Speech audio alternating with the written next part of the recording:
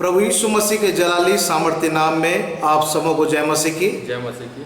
खुदा बाप ने हमें फिर से एक बार अवसर दिया प्रियो कि पवित्र रविवार की सुबह में हम एक साथ मिलकर प्रभु परमेश्वर की आराधना करने के लिए अपने आप को तैयार करें, उसकी स्तुति करेंगे, उसकी हमदोसन्ना करेंगे।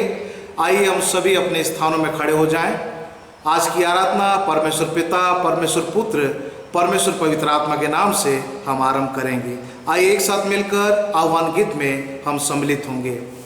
सारी दुनिया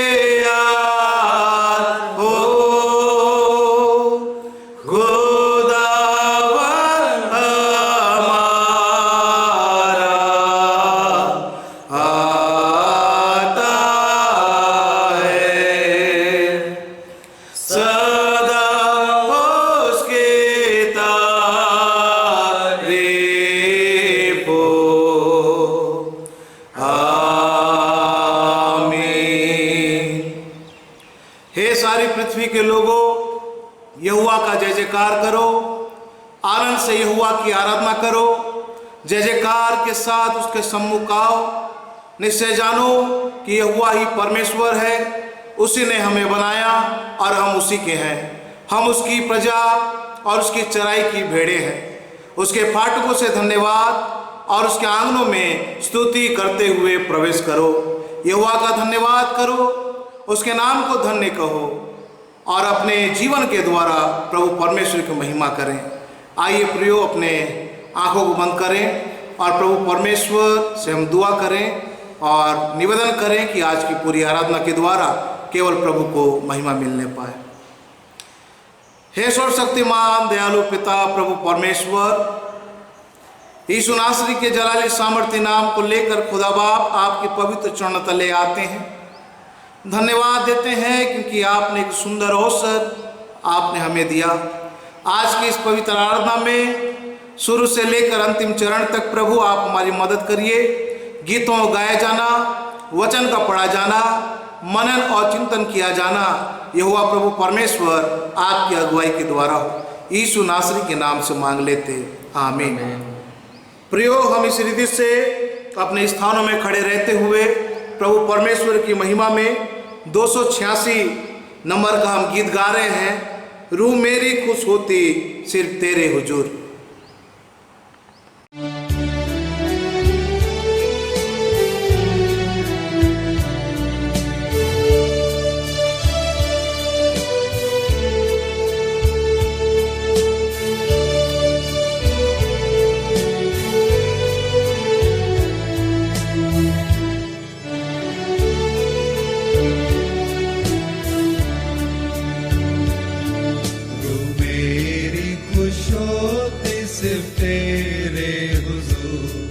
मुसीबत में तू ही है आस, तू दिन में तसल्ली और रात में सुरूर।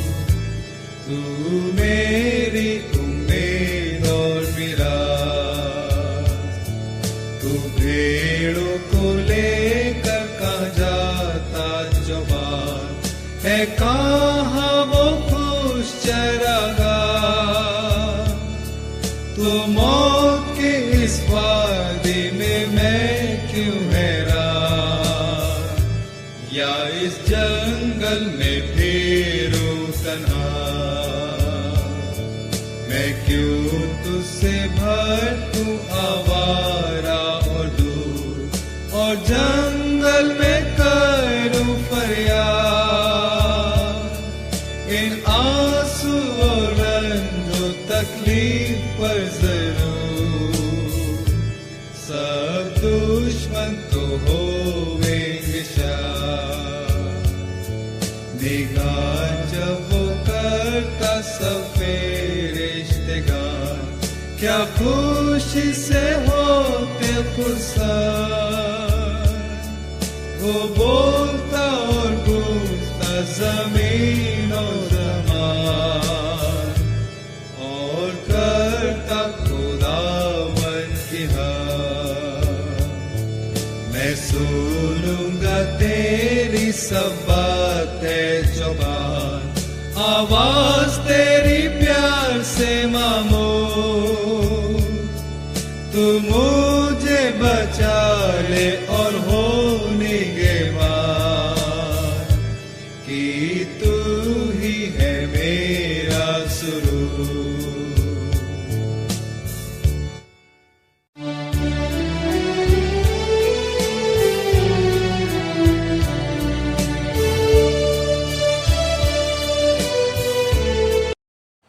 हम इसी रीति से अपने स्थानों में खड़े रहते हुए प्रेरितों का विश्वास वचन, जो हमारा विश्वास वचन है, हम अंगीकार करेंगे।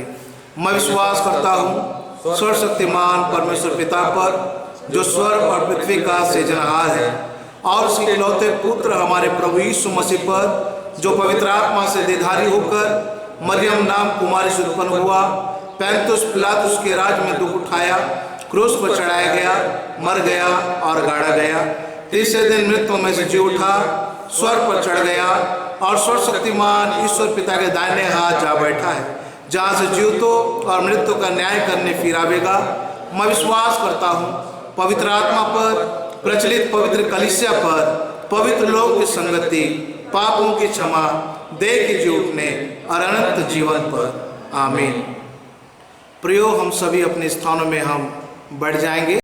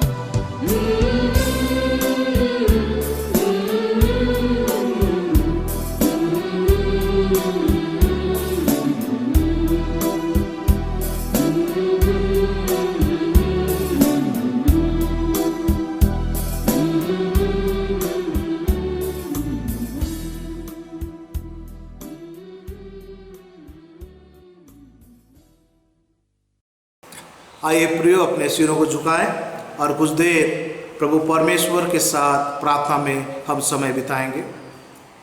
धन्यवाद धन्यवाद धन्यवाद धन्यवाद धन्यवाद हमारे महान जलाली सामर्थ्य पिता प्रभु परमेश्वर, राजाओं के राजा प्रभु के प्रभु, हमसे मुहाबत करने वाले अति दयालु करुणा निधान हे यहोवा प्रभु परमेश्वर, आज के इस पवित्र रविवार की सुबह में हमारे उद्धार करता यीशु क्रिस्त के सामर्थ्य नाम को लेकर प्रभु आपके चरण तले आते हैं। धन्यवाद देते हैं, आपने सुंदर जीवन दिया इस संसार के भीतर प्रभु परमेश्वर, आप में बने रहने के लिए, आपके बातों में प्रभु परमेश्वर आगे बढ़ने के लिए, विश्वास में दृढ़ और मजबूत होने के लिए, और प्रभु हमारे दिल में आपके प्रति प्रभु जो भरोसा रखने की जो बातें हैं और भी ज्यादा दृढ़ और मजबूत होने पाई यीशु नासरी के नाम में। प्रभु परमेश्वर, हम तो पिता पापी मनुष्य थे प्रभु, हम तो खुदा बाप हमने अपने अपने मार्ग को चुन लिया था प्रभु जी, हम अपने ऊपर भरोसा रखने वाले थे, अपनी युक्ति के अनुसार चलने वाले थे,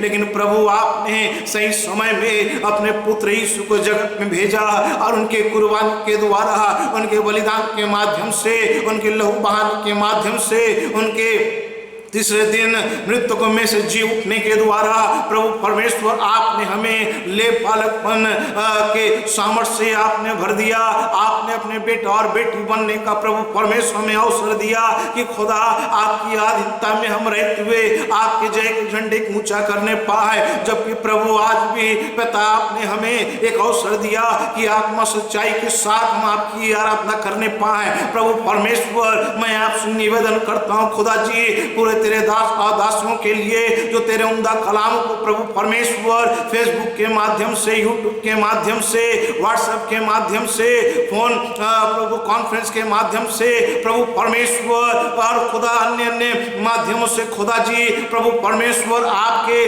उन वचनों को पिता लोगों तक पहुंचाते हैं। पिता होने दे जब वो वचन पिता, वो प्रार्थना और उन बातों को पिता जब लोग सुनने पाए, अपने मोबाइल में देखने पाए प्रभु परमेश्वर, अपने टीवी में देखने पाए, यीशु नासरी के नाम से हर एक का हृदय प्रभु यीशु के वचन के द्वारा पिता सिद्धने पाए और वे लोग प्रभु आप सच्चे यहोवा को जानने पाए। हर एक घुटना टिके, हर एक जीवन की कार करे कि यीशु मसीह प्रभु है। तेरे बेटे बेटियों की जरूरतों को, आवश्यकताओं को स्वर्ग भंडार से पूरा करिए मेरे मालिक प्रभु परमेश्वर। जबकि इन दिनों में प्रभु नाना प्रकार की समस्याएं पिता आती चली जा रही है, महामारी आ रही है, प्राकृतिक आपदाएं आ रही है, नाना प्रकार के ऐसे दुखदायी बीमारी, तकलीफ और समस्या आ रही है, इंसान इस समस्याओं से जूझ रहा है। प्रभु परमेश्वर, आप ये ऐसे खुदा है जो हर एक समस्या का समाधान करने वाले हैं, हर एक बीमारियों को दूर करने वाले हैं, हर एक को चंगाई देने वाले हैं। हे यहोवा प्रभु परमेश्वर, अपने धर्म दाहिने हाथ से प्रत्येक लोग को थाम लीजिए खुदा जी, हर एक लोगों को अपने हाथों से छुइए ताकि प्रभु इस कठिन परिस्थितियों में वो न घबराए, लेकिन प्रभु आप आपकी ओर निगाह लगाने पाए, आपको पुकारने पाए, क्योंकि सृष्टि के रचने वाले आप हैं, मनुष्य को अपने हाथों से बनाने वाले आप हैं, नथनों में जीवन का श्वास फूंकने वाले राजा आप हैं। पिता हर एक लोग पिता प्रभु परमेश्वर कोई नष्ट न होने पाए, जो कोई अंधकार के बंधनों में ना जाने पाए, लेकिन हर एक का जीवन बदलने पाए। हे यीशु मसीह, आप उन बात को कहते हैं कि और भी बहुत से भेड़े हैं जिनको मुझे लाना है, इस भेड़शाले में नहीं है। और प्रभु परमेश्वर, आपने अपने बच्चों को, अपने लोगों को, अपने फॉलोअरों को प्रभु परमेश्वर आपने नियुक्त किया है कि अपने सुंदर जीवन के माध्यम से, प्रभु व्यवहार के माध्यम से, प्रेम के माध्यम से और प्रभु परमेश्वर लोगों के हित में पिता प्रभु परमेश्वर कार्य करने के माध्यम से लोगों को प्रभु परमेश्वर आपके शुभ संदेश को बांटने के द्वारा हर एक को प्रभु परमेश्वर इन बातों को बताने पाए कि एक ही सच्चा यीशु मसीह है जो जीवन देने वाला है। वो यीशु मसीह का लहू आज भी पापों को धोने के लिए तैयार है। वो यीशु मसीह का लहू आज भी हमारे धन को दूर करने के लिए तैयार है। हर एक पिता आपके लहू से धुलने पाए पिता और आपके नजदीक में आए। आप सच्चे यहोवा प्रभु परमेश्वर को जानते हुए प्रभु परमेश्वर आप अनंतकालीन उस घर में पहुंचने पाए जो आपने यीशु राजा कह दिया कि मैं तुम्हारे लिए जगह तैयार करने के लिए जाता हूँ। हाँ मेरे मालिक, हम तो कितने ऐसे लकी हैं प्रभु जी, हमें कितना अच्छा सुंदर अवसर दिया प्रभु कि हम आपके घर में हम प्रभु परमेश्वर अपने आप को पिता तैयार करे कि प्रभु पवित्रता के साथ स्वयमान होके आपको दंडवत करते हुए प्रभु परमेश्वर हम उस अनंतकालीन घर में जाने पाए। न सिर्फ केवल हम प्रभु जी, हर एक इंसान, हर एक व्यक्ति उस प्रभु अनंतकालीन घर में पहुंचने पाए। यीशु नासरी के नाम में प्रभु जी हर एक के पाप अपराधों को क्षमा करिए, हर एक के जीवन के समस्या को समाधान करने वाले राजा आप हैं। प्रभु परमेश्वर जो बीमार हैं, हॉस्पिटलों में, घरों में पड़े पड़े पुकार रहे हैं, अपने छिदे भरे हाथ से छुइए यीशु नासरी के नाम में। हर एक बीमारी का बिस्तर पलट दीजिए खुदा, ताकि आप में होके चंगाई को प्राप्त करे।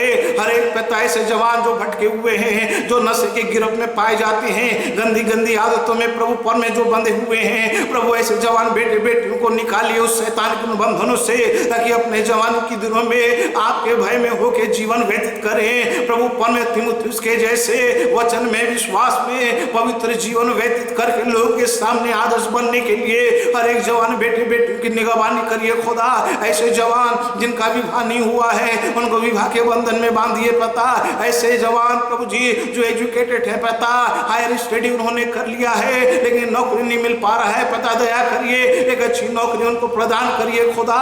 प्रभु परमेश्वर गरीब दुखी लाचार भाई बहन की जरूरतों को, आवश्यकताओं को स्वर्ग भंडार से पूरा करिए मेरे मालिक। जो समस्या में है उन समस्या का समाधान करने वाले पिता आप हैं। प्रभु परमेश्वर आज की पवित्र आराधना में जब आपका वचन पिता पढ़ा जाएगा और मनन और चिंतन प्रभु जी आपके सेवक रेवरेंड सैमुअल सुना के द्वारा जब उस वचन पर अनुवादित की जाएगी, आपके सेवक को बहुत इस्तेमाल करिए खुदा, ताकि आज के वचन के द्वारा हम प्रभु जी और भी मजबूत होने पाए। इस पेंडेमिक सिचुएशन में, तकलीफों में, समस्याओं में हम मजबूत होने पाए आज के वचन को सुनने के द्वारा। हे मेरे मालिक, हम दुआ मांगते हैं पिता हमारे प्रिय भाइयों के लिए खुदा, भाई रजनींद्र के लिए, भाई सम्मी के लिए पता, भाई प्रियस दयाल के लिए खुदा, हमारे प्रिय भाई प्रभु परमेश्वर हर समय पिता आपकी सेवा के लिए तैयार करते हैं। प्रभु परमेश्वर आराधना की शूटिंग के लिए पता, रिकॉर्डिंग के लिए प्रभु परमेश्वर अपने समय को, अपने काम को छोड़कर पिता इस जगह आते आपकी सेवा प्रभु के लिए। प्रभु पिता हमारे जवानों, हमारे भाइयों को और भी पिता आशीष देने के कार्यों में आशीष दे, जहां भी हाथ रखते हैं अपने कार्य में और भी प्रगति और उन्नति को प्राप्त करने पाए। प्रभु परमेश्वर दुआ मांगते हैं दुखी शोकित परिवार को प्रभु अपने शांति प्रदान करिए, और प्रभु उनकी आंखों के आंसुओं को प्रभु आपने अपने कूपी में ले लिया है। इसके लिए हम आपके जय जयकार करते हैं खुदा। प्रभु एक एक सदस्य, एक एक प्रिय जो पिता आज की आराधना में जुड़े हुए हैं, प्रभु परमेश्वर हर एक के जीवन में आप बड़े बड़े कार्य करने जा रहे हैं। हम आपको धन्यवाद देते हैं स्वामी। प्रभु परमेश्वर फिर से एक बार पिता जितने हमारे प्रिय पिता आज की आराधना में जुड़े हुए हैं, हर एक को दुगने सामर्थ्य भरिए। आज की आराधना में पिता जो भाई हमारे प्रिय भाई पिता सत्य प्रकाश कश्यप भाई जब प्रभु परमेश्वर वचन पाठ पढ़ने अपने सेवा को देते हैं, उनको भी आशीष दे पिता। और बेटी प्रभु परमेश्वर रीना दास जब प्रभु परमेश्वर उत्तरवादी पाठ पढ़ने में प्रभु परमेश्वर अपनी सेवाओं को देती है, बेटी को भी प्रभु अपने महिमा के लिए इस्तेमाल करिए खुदा। प्रभु परमेश्वर आज की आराधना में शुरू से लेकर अंत तक आप हमारी मदद करिए। और प्रभु हमारे कलीसिया के सदस्यों को प्रभु जी, हमारे कमेटियों को, हमारे प्रचार कमेटी और हमारे जितने भी समितियां हैं, और प्रभु विशेष करके हमारे चर्च संचार समिति को और हर एक प्रभु आपके लहू में हम ढापते हैं पता। हर एक प्रभु परमेश्वर इन दिनों में बहुत आयस इस्तेमाल करिए पता, ऐसा मदद करिए। हमारे सकल पाप अपराधों को क्षमा करिए, अपने लहू से धोके पाकर पवित्र करिए, ताकि हमारा तन मन धन आत्मा देह प्राण सदा सर्वदा आपके चरणों में ग्रहण योग्य हो। विशेष हम दुआ करते हैं पिता श्री रूप सिंह नेताम के लिए पता, उनकी पत्नी श्रीमती कुमुदिनी नेताम के लिए प्रभु जी, और उनके परिवार के प्रत्येक सदस्यों के लिए पता, जो बीमार हैं, जो अस्वस्थ हैं पता, जो क्वारंटाइन है पता, प्रभु उनके संवाद साथ रहिए, ताकि अपनी बीमारी से पीढ़ी रिकवरी लेके पता आप में होकर पूर्ण रूपेण चंगाई को प्राप्त करके सेनाओं की हुआ आपको धन्यवाद देने वाले हों। उनके परिवार के एक सदस्यों को खुदा आपके लहू में ढापते हैं। आपने हमारी प्रार्थना सुनी, हम आपको धन्यवाद देते हैं। यीशु नासरी के नाम से मांग लेते जिसने हमें यह प्रार्थना करना सिखाया। ये हमारे पिता आप जो स्वर्ग में हैं, आपका नाम पवित्र माना जाए, आपका राज्य आवे, आपकी इच्छा जैसे स्वर्ग में पूरी होती है वैसे इस पृथ्वी में पूरी हो। हमारे दिन भर की रोटी आज हमें दीजिए, और जैसे हमने अपराधियों को क्षमा किया है वैसे आप हमारे अपराधों को क्षमा कीजिए, हमें परीक्षा में न डालिए बल्कि बुराई से बचाइए, क्योंकि राज्य, पराक्रम और महिमा सदा आपकी है। आमीन।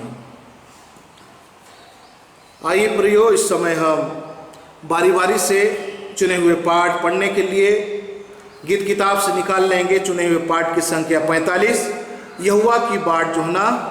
आइए हम सभी अपने स्थानों में खड़े हो जाएंगे और बेटी एंजलिना दास उत्तरवादी पाठ पढ़ने में हमारी अगुवाई करेंगी। हम निकाल लें उत्तरवादी पाठ में से संख्या 45, यहोवा की बाट जोहना। हे यहोवा, मैंने गहरे स्थान में से तुझको पुकारा है। हे प्रभु, मेरी सुन, तेरे काम मेरे गिड़गिड़ाने की ओर ध्यान से लगे रहे। हे यहोवा, यदि तू अधर्म के कामों का लेखा ले तो हे प्रभु, कौन खड़ा रह सकेगा। पर तू क्षमा करने हारा है, जिससे तेरा भय माना जाए। मैं यहोवा की बाट जोहता हूँ, मैं जी से उसकी बाट जोहता हूँ, और मेरी आशा उसके वचन पर है। पर वे जितने भोर को चाहते हैं, उससे भी अधिक मैं यहोवा को जी से चाहता हूँ। इस्राएल यहोवा की आशा लगाए रहे, क्योंकि यहोवा करुणा करने हारा और पूरा छुटकारा देने हारा है। इस्राएल को सारे अधर्म के कामों से वही छुटकारा देगा। जो यहोवा पर भरोसा रखते हैं सो सिय्योन पर्वत के समान है, जो टलता नहीं, सदा बना रहता है। जिस प्रकार यरूशलेम के चारों ओर पहाड़ है, उसी प्रकार यहोवा अपनी प्रजा के चारों ओर अब से ले सर्वदा लो रहेगा। मैं अपनी आंखें पर्वतों की ओर लगाऊंगा, मुझे सहायता कहाँ से मिलेगी। मुझे सहायता यहोवा की ओर से मिलती है, जो आकाश और पृथ्वी का करता है। वह तेरे पाँव को टलने ना देवे, तेरा रक्षक कभी ना ऊँघे। सुन, इज़राइल का रक्षक न ऊँघेगा न सोएगा। यहोवा तेरा रक्षक है, यहोवा तेरी दाहिनी ओर तेरी आड़ है। न तो दिन को धूप से और न रात को चांदनी से तेरी कुछ हानि होगी। यहोवा सारी उत्पत्ति से तेरी रक्षा करेगा, वह तेरे प्राण की रक्षा करेगा। समृद्धि यहोवा तेरे आने जाने में तेरी रक्षा अब से लो सदा लो करता रहेगा। ओ पिता की स्तुति और पुत्र और पवित्र आत्मा की, जैसे आरंभ में हुई है, आज भी और रहेगी,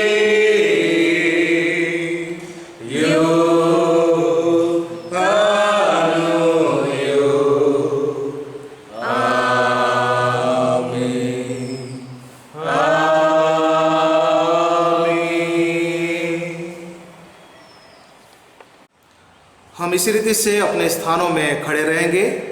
आज के हमारे आत्मिक मनन और चिंतन के लिए बाइबल में से जो पाठ चुना गया है पाया जाता है, पुराने नियम से न्यायों की पुस्तक उसका 11वां अध्याय, न्यायों की पुस्तक उसका 11वां अध्याय, उसके 1 पद से लेकर उसके 11वें पद तक। और मैं निवेदन करूंगा भाई सत्य प्रकाश कश्यप सामने आएंगे और इस बाइबल पाठ को पढ़ने में हमारी अगुवाई करेंगे।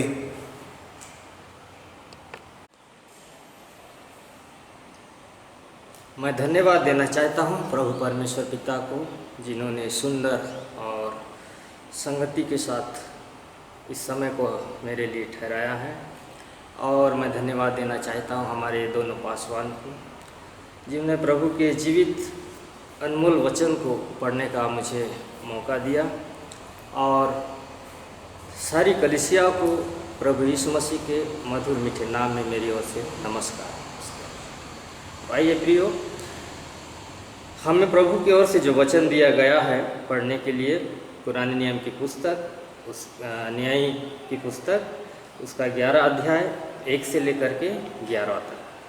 वचन में इस प्रकार लिखा गया है, इब्तेह नामक गिलीदी बड़ा सूरवीर था और वह वेश्या का बेटा था, और गिलाद से इब्तेह उत्पन्न हुआ था।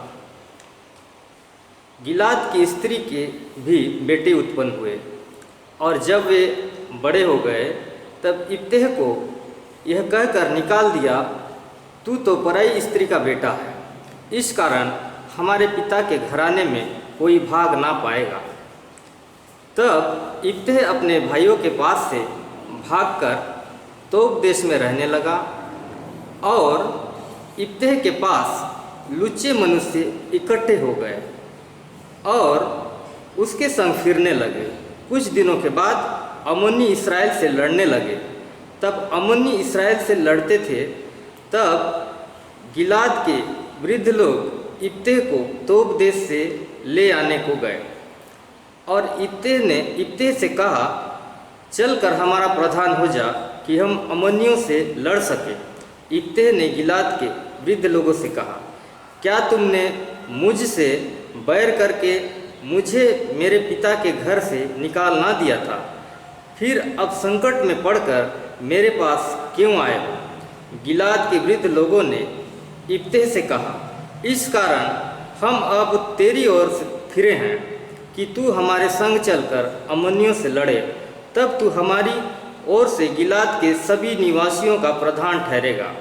इब्तह ने गिलाद के वृद्ध लोगों से पूछा, यदि तुम मुझे अम्मोनियों से लड़ने को फिर मेरे घर ले चलो और यहोवा उन्हें मेरे हाथ कर दे, तो क्या मैं तुम्हारा प्रधान ठहरूंगा?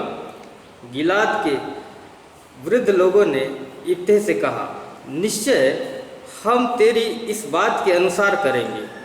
यहोवा हमारे और तेरे बीच में इस वचन का सुनने वाला है। तब इब्तह गिलाद के वृद्ध लोगों के संग चला और लोगों ने उसको अपने ऊपर मुखिया और प्रधान ठहराया और इब्तह ने अपनी सब बातें मिस्पा में यहोवा के सम्मुख कह सुनाई।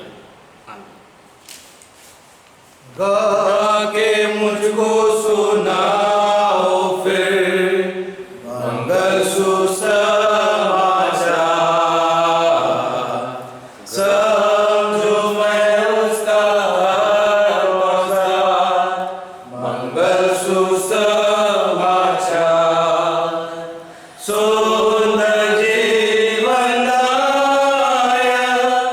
धर्म विश्वास शेष वचननु वचनभु मंगल सुसमाचार। वचननु वचनभु मंगल सुसमाचार।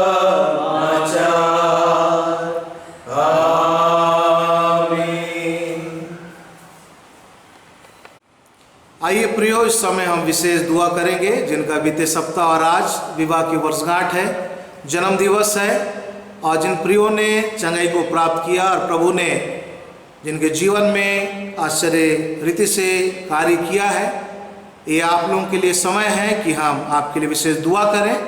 जैसा कि हम घर में रहते हुए इस आराधना में सम्मिलित हुए हैं, तो आप अपने घर में हैं, अपने स्थान में खड़े हो जाएं, हम आपके लिए दुआ करेंगे। और मैं निवेदन करूंगा रेवरेंड सैमुअल सुना से कि दुआ करने में हमारी अगुवाई करेंगे।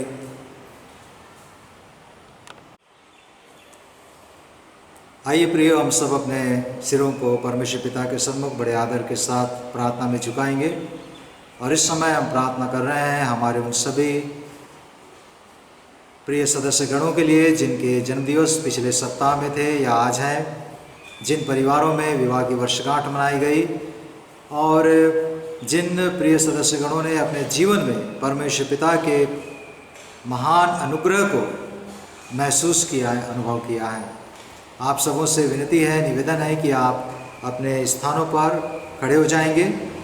परमेश्वर पिता ने पति पत्नी को एक करके जोड़ा है और विवाह परमेश्वर पिता की दृष्टि में अत्यंत महत्वपूर्ण है। इसलिए मैं आग्रह करूंगा सभी पति पत्नी से कि वो अब आपस में एक दूसरे के हाथ पकड़ लें और हम सब परमेश्वर पिता से प्रार्थना करेंगे। आइए हम प्रार्थना करें। पवित्र पवित्र पवित्र सर्वशक्तिमान सेनाओं के यहोवा, हमारे जीवते परमेश्वर पिता, हमारे मुक्तिदाता, हमारे त्राणकर्ता, हमारे एकमात्र बिचवई प्रभु यीशु मसीह के नाम में हम आपके पास आज के इस पवित्र विश्रामवार के दिन में आते हैं। प्रभु जी, और आपका धन्यवाद करते हैं क्योंकि आपने एक और विशेष अवसर हमारे जीवन में दिया, ये समय दिया कि हम अपने जीवन की विशेष आशीषों के लिए आपका धन्यवाद करें। परमेश्वर पिता, आपके उपकार हमारे जीवन में अनेक हैं, उनको गिन पाना, उनका हिसाब रख पाना हमारे लिए बहुत मुश्किल है। और इसलिए राजा दाऊद के साथ मिलकर हम कहते हैं कि यहोवा परमेश्वर ने अनेक उपकार मेरे जीवन में किए हैं और जो उन्होंने किया है उसका बदला मैं उसको क्या दे सकता हूँ। तो भी उद्धार का कटोरा उठाकर मैं यहोवा से प्रार्थना करूँगा। परमेश्वर पिता, आज के इस समय में विशेष रूप से हम आपको धन्यवाद करते हैं हमारे इन सभी प्रियजनों का, उनके जीवन के लिए, जिनके जीवन में आपने उनके जन्म दिवस के माध्यम से अपनी आशीष को लेला है। परमेश्वर पिता, अब तक आपने उनको संभाला, अब तक आपने उनकी रक्षा रखवाली की।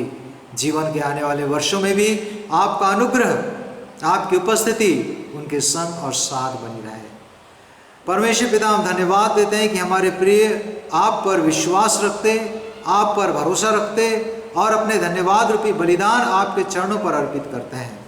उनके धन्यवाद रूपी बलिदान आप दया करके ग्रहण करें और उनके अच्छे चरित्र के द्वारा परमेश्वर पिता आपके किए हुए उद्धार का दर्शन अपने जीवन काल में वो कर सकें। प्रभु जी, परमेश्वर पिता, हमारी प्रार्थना हमारे परिवारों के लिए है जहाँ पर पति पत्नी मिलकर परमेश्वर पिता अपने विवाह की वर्षगांठ के लिए आपका धन्यवाद करते हैं। परमेश्वर पिता, आपने दोनों को जोड़ा है, एक परिवार की स्थापना आपने की। हमारी प्रार्थना और विनती है परमेश्वर पिता कि आप पति पत्नी को उनके वैवाहिक उत्तरदायित्वों और जवाबदारियों और प्रतिज्ञाओं और वाचाओं को पूरा करने की सामर्थ्य अपने अनुग्रह से प्रदान करें, ताकि उनके जीवन के द्वारा उनके परिवार का, उनके बाल बच्चों का जीवन परमेश्वर पिता आशीषित हो सके और बच्चे और दूसरे उनके जीवन को देखकर आपके मार्ग पर आगे बढ़ने के लिए अपने आप को तैयार कर सकें, सीख सकें। परमेश्वर पिता, हमारे जिन भाई बहनों ने अपने जीवन में महान छुटकारे का अनुभव किया है, शारीरिक रीति से, मानसिक रीति से, बौद्धिक रीति से, आत्मिक रीति से, परमेश्वर पिता, हर एक छुटकारे के लिए हम आपकी महिमा करते हैं। शैतान हमारे जीवन में चारों ओर से आक्रमण करता है, लेकिन आपका पवित्र वचन कहता है कि आपकी सच्चाई हमारे लिए ढाल और छिलम ठहरती है। आप हमको अपने पंखों की आड़ में ले लेते हैं और आपके पैरों के नीचे हम शरण पाते हैं। परमेश्वर पिता, जिस प्रकार से दास की आंखें अपने स्वामी की ओर लगी रहती हैं, दासी की आंखें अपने स्वामिनी के हाथों की ओर लगी रहती हैं और वो चाहते हैं कि उनसे उनको कुछ प्राप्त हो, उसी प्रकार से हमारी आंखें तब तक आपकी ओर लगी रहेंगी जब तक हम आपके अनुग्रह को न प्राप्त कर लें। परमेश्वर पिता, और आप वो दयावंत प्रभु हैं जो मांगने वाले से अपना मुख कभी नहीं मोड़ते। आपका वचन है, मांगोगे तो तुम्हें दिया जाएगा। आपने कहा, जब तुम सांसारिक माँ बाप होकर अपने लड़के वालों को अच्छी वस्तुएं देना जानते हो, तुम्हारा स्वर्गीय पिता अच्छी वस्तुएं क्यों ना देगा। परमेश्वर पिता, हमारी विनती है हमारे उन सभी प्रियों के जीवन में आपके द्वारा प्रदत्त स्वर्गिक, आत्मिक, अलौकिक आशीषें ये अनुभव कर सकें। ईश्वर पिता, यदि हमारे प्रियजनों ने किसी भी रीति से पाप किया है, गलती की है, आपकी पवित्र इच्छा का अनादर किया है, आपकी आज्ञाओं का उल्लंघन किया है, परमेश्वर पिता, जो मान सम्मान, जो समय, आदर आपको देना था, परमेश्वर पिता वैसा कर पाने में चूक किए हैं, किसी भी प्रकार से आपके क्रोध को अपने ऊपर भड़काया है, हमारी विनती है प्रभु, आप दया करके क्षमा करें। प्रभु यीशु मसीह के लहू से परमेश्वर पिता इन्हें धोकर शुद्ध और पवित्र करिए, ताकि इनके जीवन के द्वारा आपको महिमा मिले और इनकी मेहनत पर, इनकी मशक्क़त पर, इनके कार्यों पर परमेश्वर पिता आपकी आशीष हो, आपकी बरकत हो। हर एक अच्छी और भली वस्तु आपके स्वर्गीय भंडार से इनके जीवन में आने पाए। कभी किसी अच्छी भली वस्तु की कमी घटी और अभाव ये महसूस न करें, लेकिन परमेश्वर पिता आपके अनुग्रह से सब कुछ इनके पास पर्याप्त हो।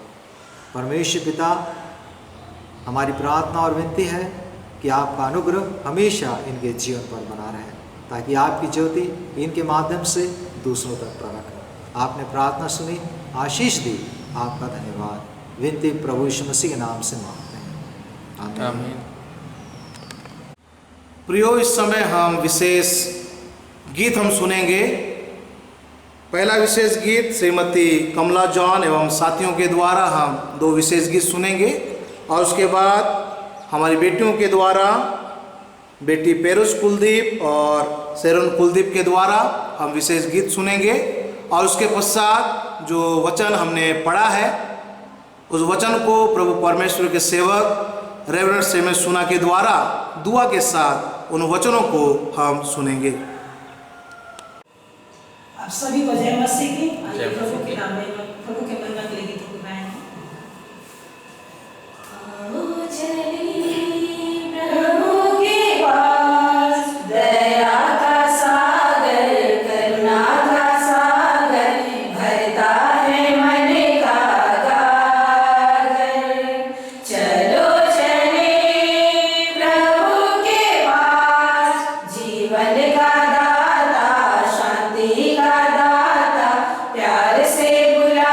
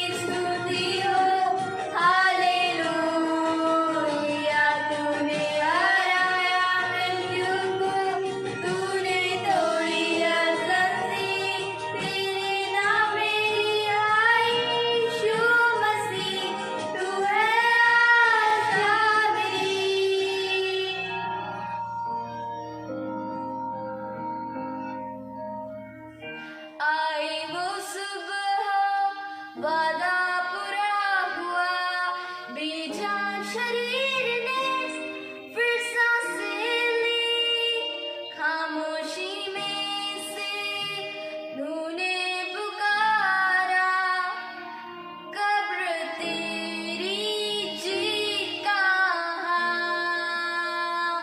आई वो सुबह, वादा पूरा हुआ, बेजान शरीर ने फिर सांसें ली, खामोशी में से तूने पुकारा, कब्र तेरी जीत कहाँ, यीशु तेरी जय हो सदा।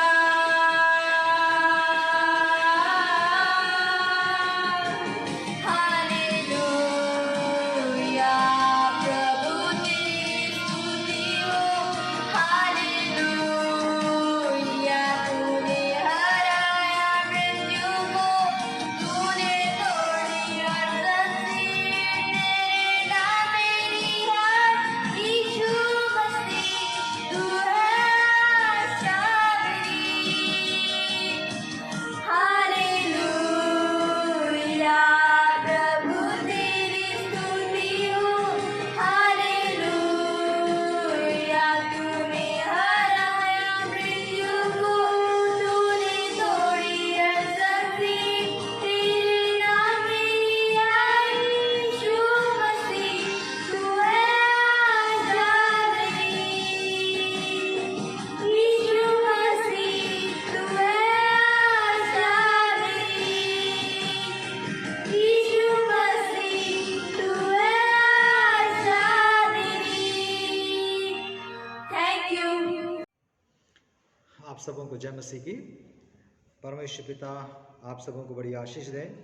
इससे पहले कि हम पवित्र धर्मशास्त्र के पढ़े गए वचन के ऊपर हम मनन और चिंतन करें, मैं 2-3 महत्वपूर्ण सूचनाओं को आप तक पहुंचाना चाहता हूं। पहली बात यह कि आप सबों को सूचित करते हुए मुझे अत्यंत हर्ष है कि आज 13 जून 2021 को दिन के 11 बजे हमारे नर्सरी स्कूल में, नर्सरी भवन में विशेष प्रार्थना की जाएगी। सो आप सब भी अपने अपने घरों में इस विशेष प्रार्थना को स्मरण रखें और परमेश्वर पिता से प्रार्थना करें कि हम परमेश्वर पिता की महिमा के लिए निरंतर अपने प्रयास में सफल हों। दूसरी बात ये कि बुधवार हमारा उपवास प्रार्थना का दिन है। आप सबों से निवेदन है कि अपने अपने घरों में इस विशेष दिन में कलीसिया के लिए, कलीसिया के विभिन्न योजनाओं के लिए, आने वाले समय के कार्यक्रमों के लिए आप परमेश्वर पिता से प्रार्थना करते रहें। हमारी कलीसिया के श्री एस भूषणम एवं श्री मैथ्यू चाकू जो कि कोंडागांव में पदस्थ हैं, आप दोनों ने 5-5 हज़ार कुल 10 हज़ार की राशि हमारे चर्च भवन में CCTV कैमरा लगवाने के लिए दिया है। बुलेट कैमरा लगेगा जो कि सब तरफ रोटेट होगा और इससे सामने का पूरा पोर्शन, कलेक्टर ऑफिस की तरफ का पूरा पोर्शन और दाहिने तरफ का पूरा पोर्शन वो सब कवर होगा। मैं पूरी कलीसिया की ओर से आप दोनों को धन्यवाद देता हूं। परमेश्वर पिता आपको, आपके परिवारों को बड़ी आशीष दें। और मैं निवेदन करूंगा हमारे चर्च प्रॉपर्टी कमेटी के चेयरमैन से कि वो इस राशि को हमारे ट्रेजर महोदय से प्राप्त कर लें और इस कार्य को पूर्ण करने की व्यवस्था सुनिश्चित करें। जो पवित्र धर्मशास्त्र का पाठ हमारे आज के मनन और चिंतन के लिए पढ़ा गया है, आइए उस पर मनन और चिंतन करने के पहले हम परमेश्वर पिता से प्रार्थना करें। आइए हम प्रार्थना करें। पवित्र पवित्र पवित्र सर्वशक्तिमान सेनाओं के यहोवा, हमारे जीवते परमेश्वर पिता, हमारे मुक्तिदाता, हमारे त्राणकर्ता, जीवित प्रभु यीशु मसीह के श्रेष्ठ और सामर्थी नाम में हम फिर से आपके पास आते हैं खुदावंत, और आपका धन्यवाद करते हैं क्योंकि आपने ये समय दिया, आपने ये वक्त दिया कि हम आपके वचन पर मनन और चिंतन करें। आपने हमें समय दिया परमेश्वर पिता कि गीतों के द्वारा आपकी स्तुति करें। आपने हमको समय दिया कि वचन पढ़ने के द्वारा हम आपकी नज़दीकी में आए। आपने हमको समय दिया परमेश्वर पिता की प्रार्थना के द्वारा हम अपने निवेदनों को आपके सम्मुख रखें, और ये समय आपने अपने वचन के ऊपर मनन और चिंतन करने का दिया है। हमारी विनती है ईश्वर पिता कि आप अपने पवित्र आत्मा की अगुवाई दीजिए कि हम आपकी पवित्र इच्छा के अनुसार आपके वचन को समझ सकें। न सिर्फ वचन को समझें लेकिन उसके अनुसार चलने के लिए परमेश्वर पिता हम कायल किए जाएं।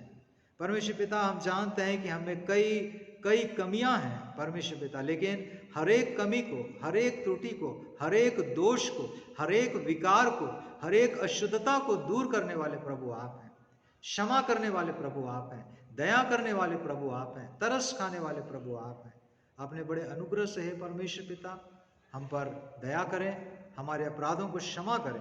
प्रभु यीशु मसीह के लहू से हमें धोकर शुद्ध और पवित्र करते रहें, और आपके वचन की आशीष जितने सुनते हैं परमेश्वर पिता, जिनके कानों में आपके वचन पढ़ते हैं परमेश्वर पिता, वो सब अपने जीवन में आपकी स्वर्गीय आशीष को प्राप्त करें।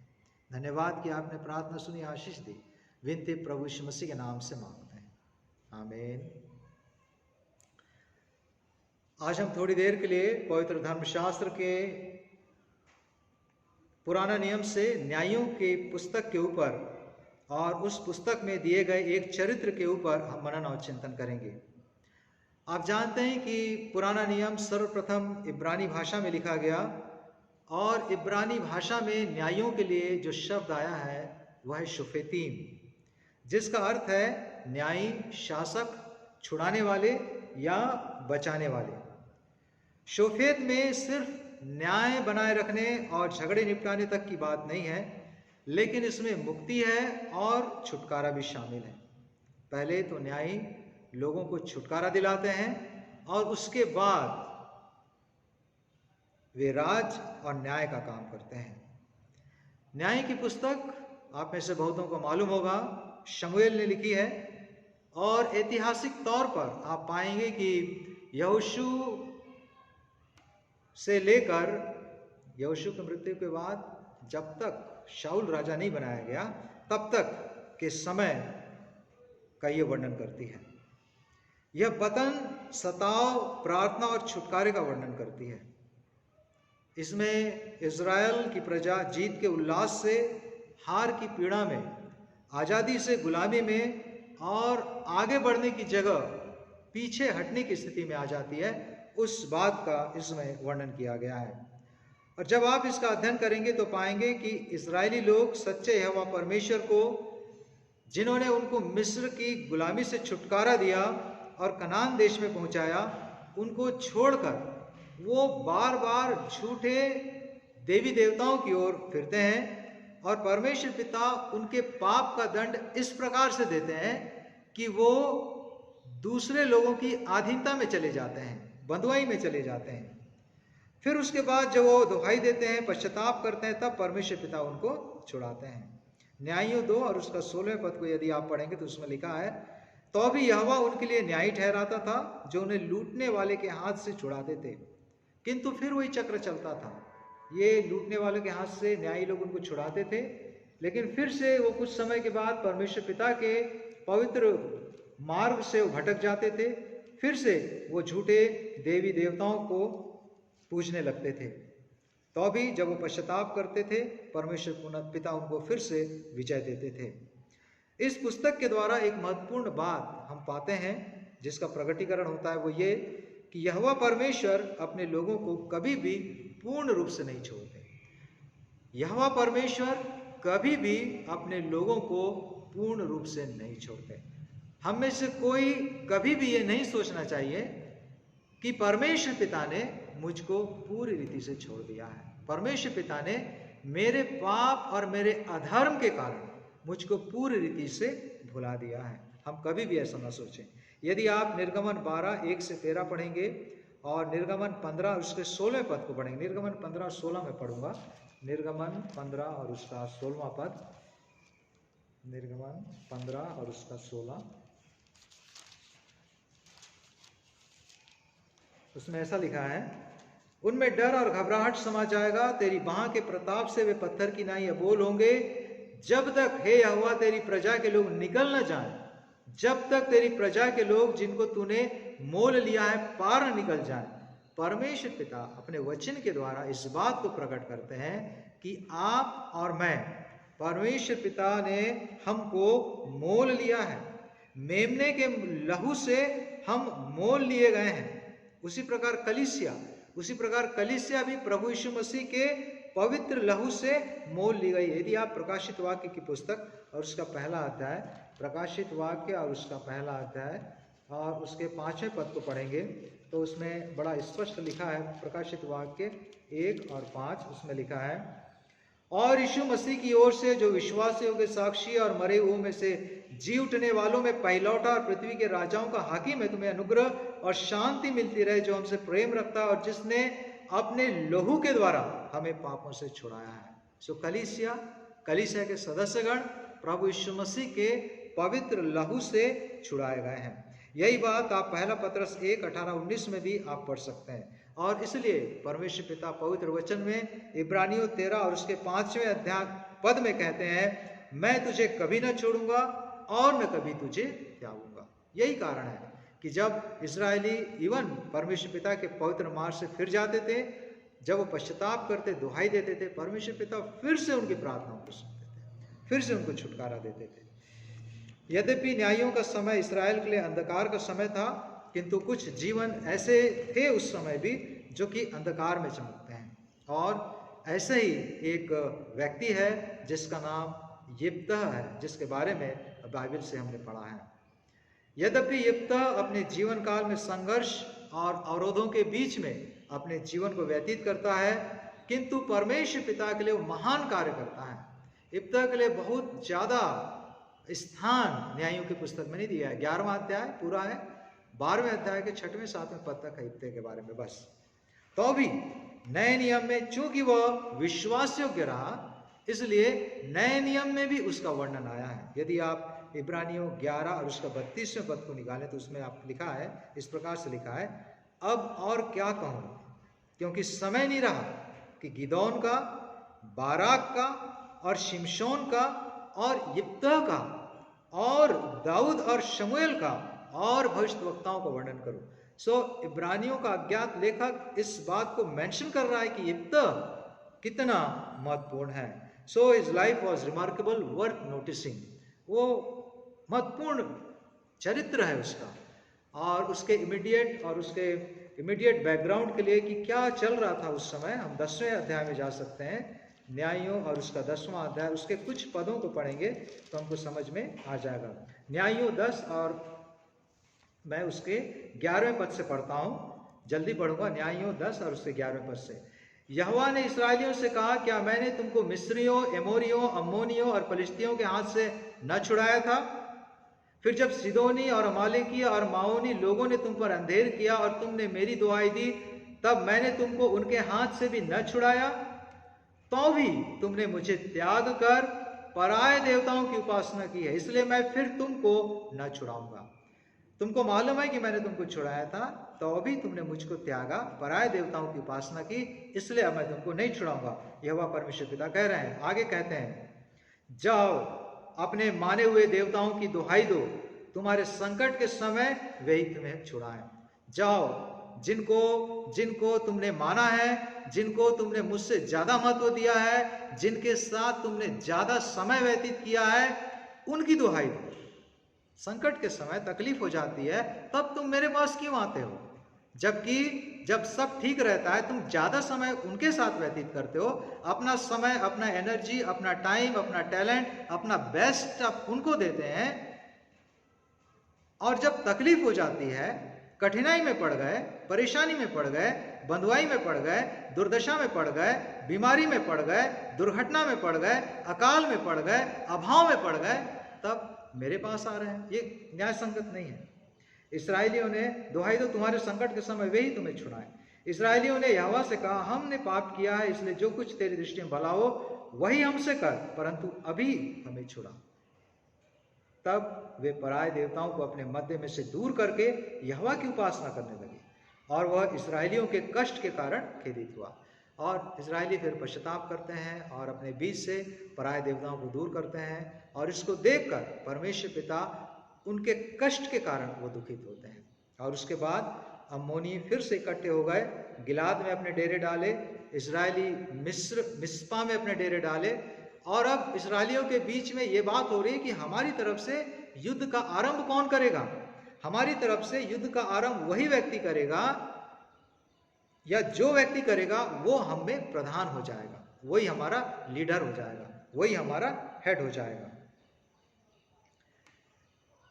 परमेश्वर पिता के इस पवित्र वचन को जब हम पढ़ते हैं, थोड़ी देर रुक के मैं एक और महत्वपूर्ण बात के ऊपर आपका ध्यान ले जाना चाहूँगा। उसको हालांकि मैंने हल्के से टच किया है, जिसमें भी परमेश्वर पिता कहते हैं अपने वचन में कि तुमने मुझे त्याग कर पराये देवताओं की उपासना की है, मैं तुमको क्यों छुड़ाऊँ। जाओ अपने माने हुए देवताओं की दुहाई दो, तुम्हारे संकट के समय वही तुम्हें छुड़ाएं।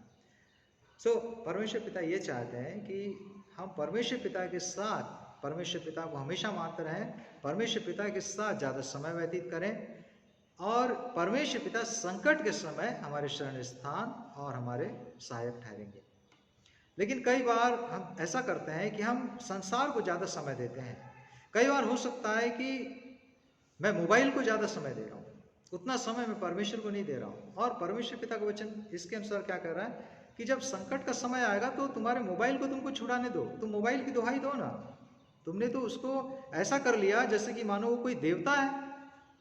वैसे ही अगर मैं किसी दूसरे जगह को, स्थान को, काम को, हमारे पास सब चीज़ के लिए समय रहता है। कई बार कपड़ा धोने के लिए हो, चाहे बर्तन मलने के लिए हो, चाहे खाना बनाने के लिए हो, चाहे बाजार करने के लिए हो, चाहे बिल भरने जाने के लिए हो, हम घंटों खड़े होकर अपने घर के काम को करवा सकते हैं, और भी कहीं सुपरवाइज कर सकते हैं, ट्रैवल कर सकते हैं। लेकिन क्या मैं एक अच्छा क्वालिटेटिव टाइम परमेश्वर पिता को दे रहा हूँ? और यदि दे रहा हूँ तो परमेश्वर पिता निश्चय विपत्ति के समय, कठिनाई के समय मेरे को छुड़ाने के लिए तैयार है। और नहीं तो फिर वही है कि जाओ उसी से, उन्हीं लोग जहाँ जहाँ समय इतना काटे हो, वही लोग या वही चीज़ आपको छुड़ाए। क्या ऐसा हो सकता है? नहीं हो सकता। हमको मालूम है कि हमको छुड़ाने वाला, बचाने वाला कौन है, तो उसके साथ हमको समय व्यतीत करने की आवश्यकता है। संक्षिप्त में, बहुत ही संक्षिप्त में इब्ता के जीवन की 3 बातों को मैं आपके सम्मुख रखूंगा, और जिसके द्वारा हम जानेंगे कि वो कितना, उसके जीवन से हमको क्या सीख लेने की आवश्यकता है। पहली बात 11वें अध्याय में हमने पढ़ा, उसमें पहली बात हम पाएंगे कि इब्ता वृद्ध लोगों का सम्मान करने वाला व्यक्ति है। आप पाएंगे कि जब लोग इस पशुपेश में थे कि हमारी ओर से संग्राम का आरंभ कौन करेगा, तब वृद्ध लोगों ने बोला कि हम एक काम करते हैं, इब्ता को बुला लेते हैं। और इब्ता कौन है? इब्ता गिलाद का बेटा है, लेकिन उसकी माँ वैश्या है। और चूंकि उसकी माँ वैश्या है, उसके बेटे, उसके जो गिलाद के जो दूसरे बेटे हैं, उन लोग उसको घर से निकाल दिए। और वचन में लिखा है कि वो तोब नामक जगह पर जाकर रहने लगा। और उस स्थान पर ये वृद्ध लोग जाते हैं उसको बुलाने के लिए, आप आइए इब्ता, आओ और हमारे इस जगह पर हमारे सेना का नेतृत्व करो और तुम हमारे प्रधान हो जाओगे। और आप जानते हैं उसमें लिखा है कि इब्ता कहते हैं कि नहीं, जब मेरे भाई लोग मुझसे बैर रख रहे थे और मुझे घर से निकाल रहे थे, तो आप लोग तो कोई सामने नहीं आया, आप सब ने बैर करके मुझको निकाल दिया, और अब जब संकट की घड़ी आ गई है तब आप मेरे पास आए हैं। और वो वृद्ध कहते हैं कि नहीं बेटा, ऐसा है कि हम चाहते हैं कि तुम हमारे साथ चलो और हमारे हेड बन जाओ। और वो उनकी बात को मान लेता है। पहले तो ना करता, लेकिन उनकी बात को मान जाता है। उनको निराश नहीं करता, अपने से बड़ों को, अपने से वृद्ध लोगों को निराश नहीं करता, उनके साथ जाता है। यदि हम लेवावस्था 19 और 32 के पद को पढ़ेंगे, लेवावस्था 19 और उसके 32वें पद, तो वहाँ पे लिखा है, यहोवा की व्यवस्था लिखी है वहाँ पे। यहोवा की व्यवस्था ये है, क्योंकि लय व्यवस्था, ये व्यवस्था है परमेश्वर पिता की, पके बाल वालों के सामने उठ खड़े होना और बूढ़ों का आदर मान करना। परमेश्वर पिता की व्यवस्था है कि पके बाल वालों को के सामने उठ खड़े होना और बूढ़े का आदर मान करना। राजा सुलेमान, जिन्हें परमेश्वर पिता ने बुद्धि का अद्भुत वरदान दिया, वे नीति वचन 16 और 31वें पद में कहते हैं, पके बाल शोभायमान मुकुट ठहरते हैं। यदि आप पहला राजा 12वां अध्याय पढ़ेंगे तो वहाँ इजराइल के राज्य के दो भाग हो जाने का वर्णन है, राष्ट्र के टूटने का वर्णन है। एक रहोबियाम के पीछे हो लेते हैं कुछ लोग, और कुछ लोग यारोबाम के पीछे। रहोबियाम के पीछे सिर्फ 2 गोत्र होता है, जो बाद में हम यहूदा के नाम से जानते हैं। यारोबाम के पीछे 10 गोत्र आते हैं जिनको हम इजराइल के नाम से जानते हैं। और 2 क्यों हो जाता है, क्यों ऐसा होता है? उसका कारण यही है कि रहबियाम के सामने लोगों ने अपनी रिक्वेस्ट को रखा, लेकिन रहबियाम ने अपने वृद्ध जनों की सलाह को नहीं माना, बल्कि कम उम्र के लड़कों की सलाह, जिनके संग उठता बैठता था, उनकी सलाह को माना। और परिणाम क्या हुआ? एक राज्य जो कि 12 गोत्रों से मिलकर बना हुआ है, उसका 2 भाग हो गया, इस्राएल और यहूदा। परमेश्वर पिता की व्यवस्था अद्भुत है। परमेश्वर पिता की व्यवस्था को मानने से हम आशीषित होते हैं। नीति वचन 28 और उसके 9वें पद को यदि आप पढ़ेंगे तो लिखा है, जो अपना कान व्यवस्था सुनने से फेर लेता है, अर्थात परमेश्वर पिता की जो व्यवस्था दी गई है, यदि उस व्यवस्था को हम पूरी नहीं करते हैं, यदि उसमें दिया गया है कि बड़े बूढ़ों का आदर मान करना, पके बाल वालों के सामने उठ खड़े होना, पके बाल वालों का सम्मान करना, तो ये परमेश्वर की व्यवस्था, यदि परमेश्वर की व्यवस्था का मैंने पालन नहीं किया, यदि व्यवस्था को मैंने नहीं सुना, तो वहाँ पे लिखा है कि ऐसे लोगों की प्रार्थनाएं भी घृणित ठहरती हैं। कितनी बड़ी बात है। Even prayer is in Abomination, ऐसा लिखा है। ये एबोमिनेशन है, घृणास्पद बात है ऐसे लोगों का प्रार्थना करना। परमेश्वर पिता हम सबों को इब्ता के सामने समान खड़ा करना चाहते हैं।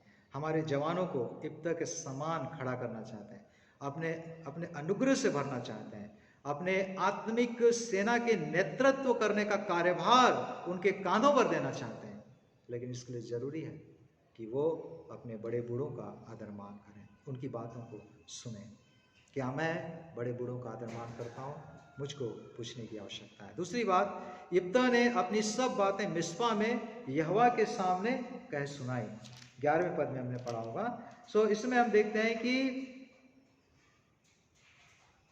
इब्तिया जब मुखिया ठहराया गया तो सबसे पहले उसने अपनी सब बात यहोवा को कह सुनाई। यह बात उसके भरोसे को बतलाती है। उसका भरोसा मनुष्य पर नहीं है।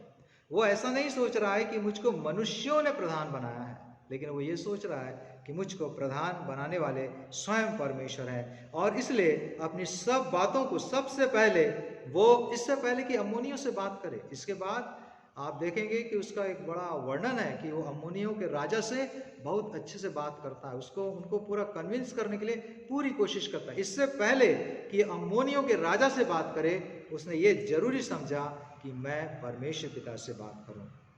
परमेश्वर पिता यद्यपि हमारी बातों को दूर से समझ लेते हैं, लेकिन वो हमारी बातों को सुनना चाहते हैं। यदि आप निर्गमन की पुस्तक 3 अध्याय 7वें और 8वें पद को पढ़ेंगे तो उसमें स्पष्ट लिखा है कि हमारे परमेश्वर देखने वाले हैं, हमारे परमेश्वर सुनने वाले परमेश्वर हैं। हमारे परमेश्वर न सिर्फ देखने वाले, सुनने वाले, लेकिन हमारी पीड़ा पर चित्त लगाने, उनको पीड़ा भी मालूम है। हम में से कोई, यदि आपके हाथ में दर्द होगा तो उस दर्द को कोई देख नहीं पाएगा। मेरे पैरों में पिछले काफ़ी समय से हल्का सा दर्द है, लेकिन उसको कोई देख नहीं पाता है, लेकिन महसूस करता हूँ मैं। वैसा महसूस परमेश्वर पिता, पीड़ा पर चित्त लगाने वाले वही परमेश्वर पिता है। कोई दूसरा नहीं कर सकता उसको, मनुष्य के वश की बात नहीं है। परमेश्वर पिता हमारी प्रार्थनाओं को सुनकर, हमारी प्रार्थनाओं का सुनकर उसको उत्तर देने के लिए स्वर्ग से वो उतर कर आने वाले परमेश्वर हैं। हमारी प्रार्थनाएं कभी व्यर्थ नहीं जाती, इसलिए जरूरी है कि हम परमेश्वर पिता से प्रार्थना करें। हमको, आपको प्रभु के अनुग्रह से जब भी कोई विशेष जवाबदारी मिलती है, दी जाती है, तो उसके लिए सबसे पहले हमको परमेश्वर पिता से बातचीत करना है। वर्ष 32 के कि ये बताए कि मैं ऐसा कर दिया, मैं वैसा कर दिया, ये है वो है, मैं, या मुझको ये बना दिए, वो बना दिए। ये ज़रूरी है कि मैं अपनी बातों को, कि मैं क्या कर रहा हूँ, मैं उसको परमेश्वर पिता से उसको बातचीत करूँ, परमेश्वर पिता के पास उन बातों को रखूँ। आज हमारे पास लोगों से बात करने के लिए बहुत समय है, किंतु ऐसा लगता है कभी कभी कि परमेश्वर पिता से बातचीत करने के लिए हमारे पास समय नहीं है। हमारे जवानों को, हमारे परिवारों को शैतान किस प्रकार से क्षति पहुंचा रहा है, आजकल इस प्रकार से शैतान आक्रमण कर रहा है कि हम परमेश्वर पिता के कार्य को बगैर परमेश्वर पिता के करें, उस प्रकार का माहौल पैदा कर रहा है। बिना पवित्रता के करें, परमेश्वर पिता के कार्य को बगैर पवित्रता के करें, परमेश्वर पिता के कार्य को बगैर परमेश्वर के भय के करें, बिना परमेश्वर के सलाह के करें। हम बोले कि नहीं हम तो परमेश्वर पिता का काम कर रहे हैं, लेकिन परमेश्वर पिता का भय ही नहीं है वहां पे। हम बोले कि नहीं हम परमेश्वर पिता के काम कर रहे हैं, परमेश्वर पिता के पवित्र भवन का काम कर रहे हैं, लेकिन वहीं पे परमेश्वर पिता के भवन को अशुद्ध कर रहे हैं। आप समझ रहे होंगे मैं कहां बोल रहा हूं। शैतान आजकल हमारे जीवन में ऐसा आक्रमण कर रहा है, हमको ऐसा सेंस दे रहा है कि नहीं मैं तो परमेश्वर पिता का काम कर रहा हूं, लेकिन बगैर पवित्रता के, बगैर परमेश्वर के भय के, बगैर परमेश्वर के डर के। मेरे मन में बिल्कुल भी डर भय नहीं है कि नहीं मैं परमेश्वर के काम को कर रहा हूं, इसलिए इसको मुझको गंभीरता से करना है, इसलिए इसको मुझको सच्चाई के साथ करना है, इसलिए इसको मुझको समय सीमा के भीतर करना है, इसलिए इसको मुझको बहुत ही तन मन धन से करना है। टाइम मिलेगा तो करूंगा। परमेश्वर पिता चाहते हैं कि हम अपनी सब बात परमेश्वर पिता को बताएं। तीसरी बात, पहली बात पर इब्दा वृद्ध लोगों का आदर करने वाला था। दूसरी बात, उसने अपनी सब बात परमेश्वर पिता को बताई।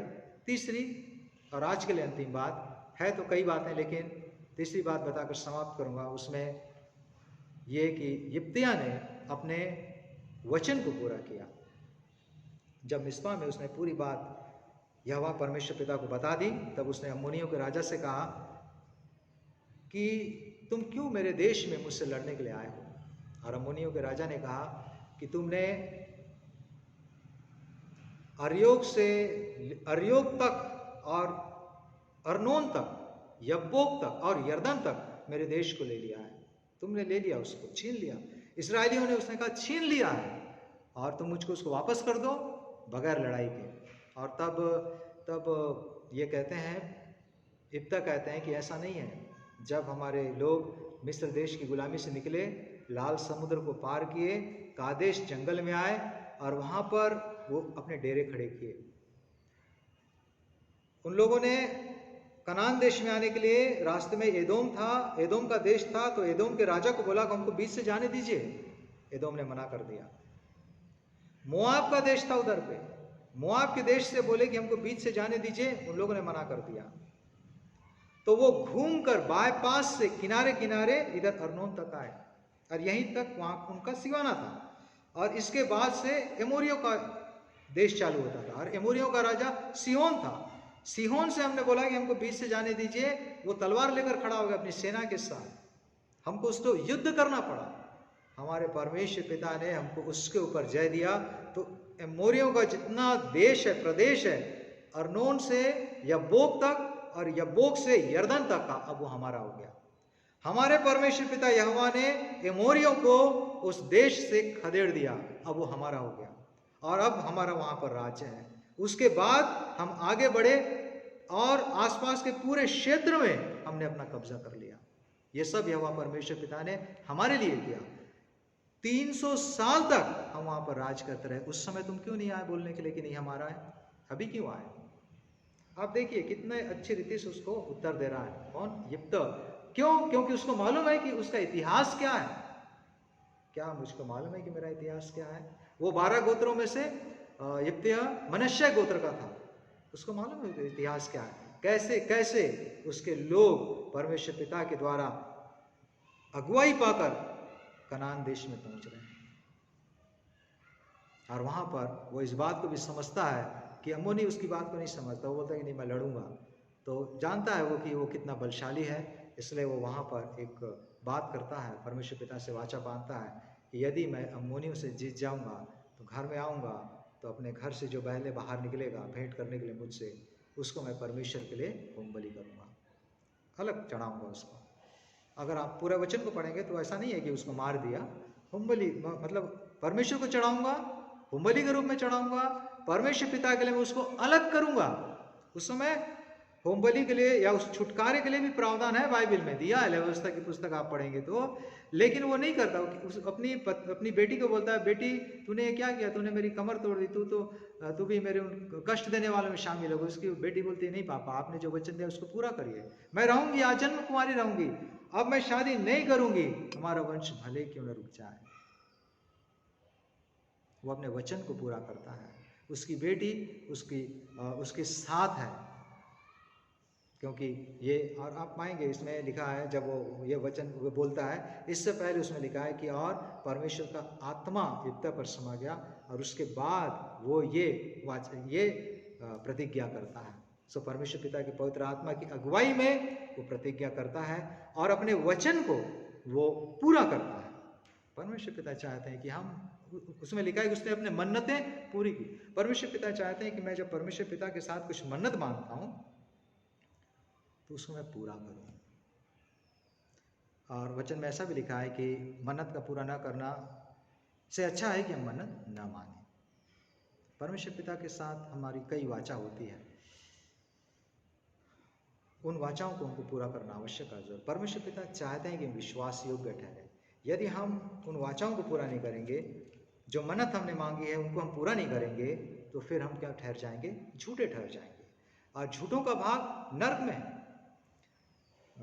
भजन संहिता और उसका 15वां भजन, भजन संहिता उसका 15वां भजन और उसके 4थे पद में ऐसा लिखा है। भजन संहिता 15 भजन में बहुत ही अच्छा प्रश्न है, उत्तर है, परमेश्वर पिता, हे परमेश्वर, तेरे तंबू में कौन निवास करने पाएगा? मतलब परमेश्वर पिता के पवित्र स्थान में कौन कौन रहने पाएगा?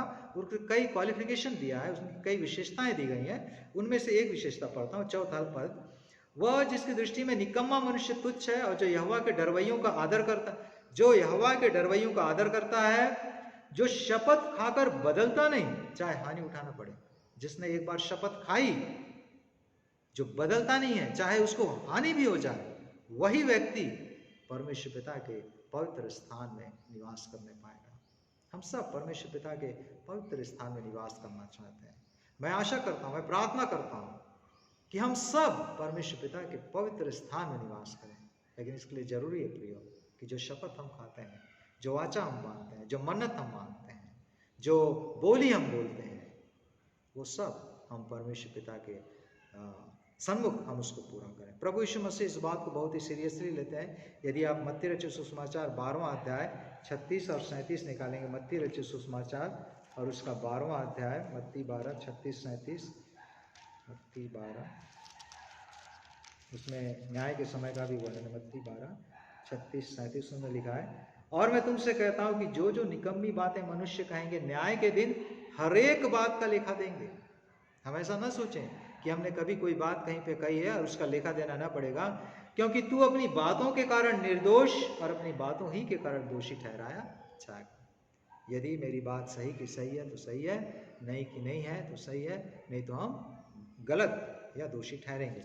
मत्ती 5:37, मत्ती 5:37 वहाँ पे लिखा है, परंतु तुम्हारी बात हाँ की हाँ या ना की नहीं हो, क्योंकि जो कुछ इससे अधिक होता है वह बुराई से होता है। सो मुझको पूछने की आवश्यकता है अपने आप से, क्या मैं ट्रस्टवर्दी हूँ? क्या मैं ट्रुथफुल हूँ? क्या मैं अपनी बातों में सच्चा हूँ?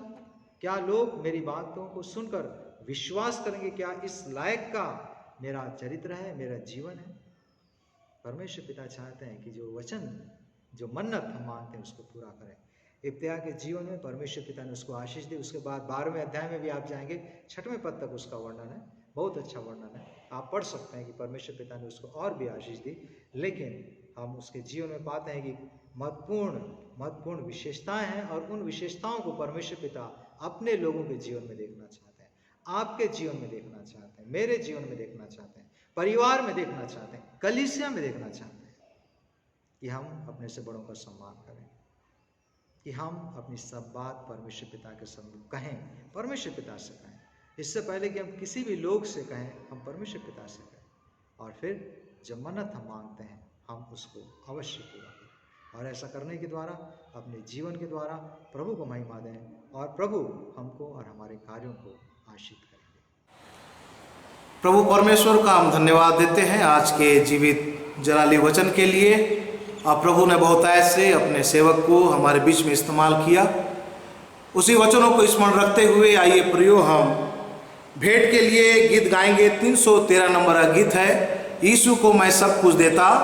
और इसी समय हम अपनी सांसारिक भेंट खुदा बाप को अर्पित करेंगे। और मैं निवेदन करूंगा कि जो हमारे परिवारों के जो मुखिया हैं वो भेंट को लेने के लिए हमारे अगुवाई करेंगे और अंतिम प्रार्थना में भी वो भेंट के पात्र को लेकर खड़े हों, ताकि हम दुआ के साथ और आशीष वचन के साथ आज की आराधना को हम समाप्त करेंगे।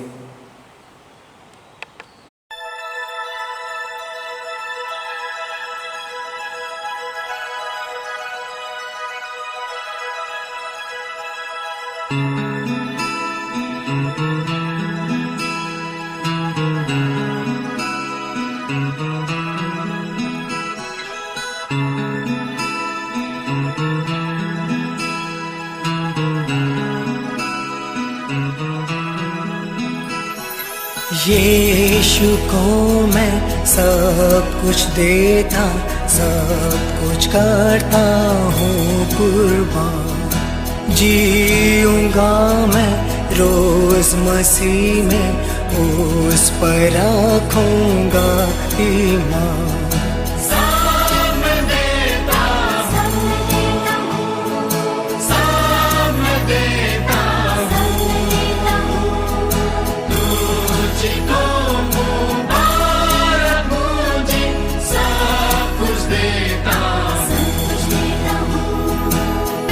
यीशु को मैं सब कुछ देता, झुकता तेरे कदमों पर, छोड़ता सारी दुनियादारी, मुझे बिल्कुल अपना कर।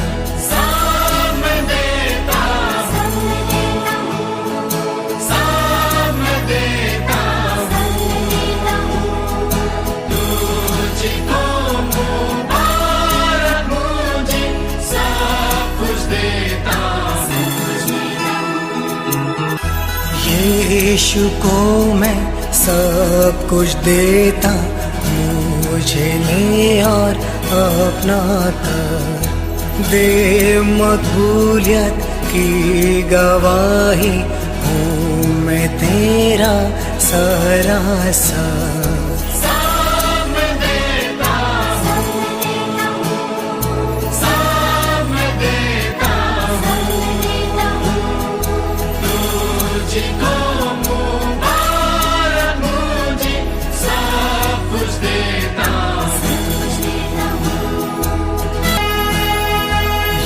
यीशु को मैं सब कुछ देता, अभी उसके पाक हुजूर, मुझ में भर प्यार और कुव्वत, बरकतों से कर मामूर।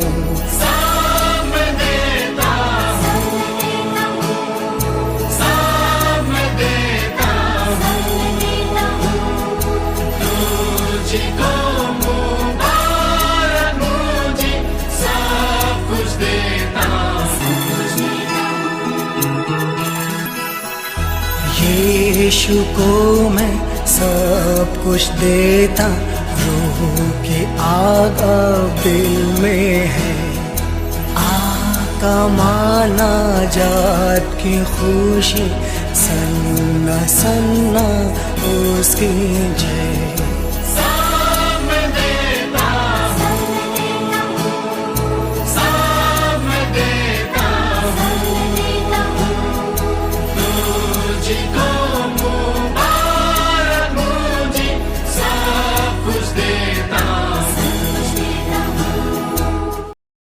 आइए प्रियो, हम अंतिम दुआ करेंगे। हम सभी अपने स्थानों में खड़े हो जाएं। हे सर्वशक्तिमान दयालु पिता प्रभु परमेश्वर, हम आपकी जय जयकार करते हैं प्रभु। आज की इस पवित्र आराधना में शुरू से अंतिम चरण तक आपने हमारी मदद की स्वामी, और आपने हमें अच्छा रखा, स्वस्थ रखा, हमारे कमाई में आपने आशीष दिया। प्रभु, हम आपको क्या दे सकते हैं? जो कुछ हमारे पास है वो आपका है। जो भी पिता हमने कमाया, जो भेंट प्रभु आपके सुसमाचार प्रचार प्रसार कार्य के लिए हमने दिया है, प्रभु परमेश्वर उन भेंटों को आप ग्रहण करिए और अपनी सेवा के लिए लगाइए, और साथ ही साथ हमारे आत्मा देह प्राण को भी ग्रहण करिए। और इसी दृष्टि से पिता, आने वाले रविवार को भी प्रभु जी आप हमें इसी रीति से पिता एक दूसरे के साथ जोड़ के रखिए, ताकि आराधना में सम्मिलित होने के द्वारा आपके उन स्वर्गीय आशीष को हम प्राप्त करने पाएं। सारा आदर आपको देते नासरत के यीशु के नाम से मांग लेते हैं, आमीन। अब हमारे प्रभु यीशु मसीह का अनुग्रह, परमेश्वर पिता का प्रेम, पवित्र आत्मा की संगत सहभागिता हम सबों के साथ, आज जो लोग प्रभु परमेश्वर के धर्म और राज्य की खोज में लगे रहते उनके साथ आज से लेकर मसीह यीशु के दूसरे आगमन तक बनी रहे, आमीन। आमीन।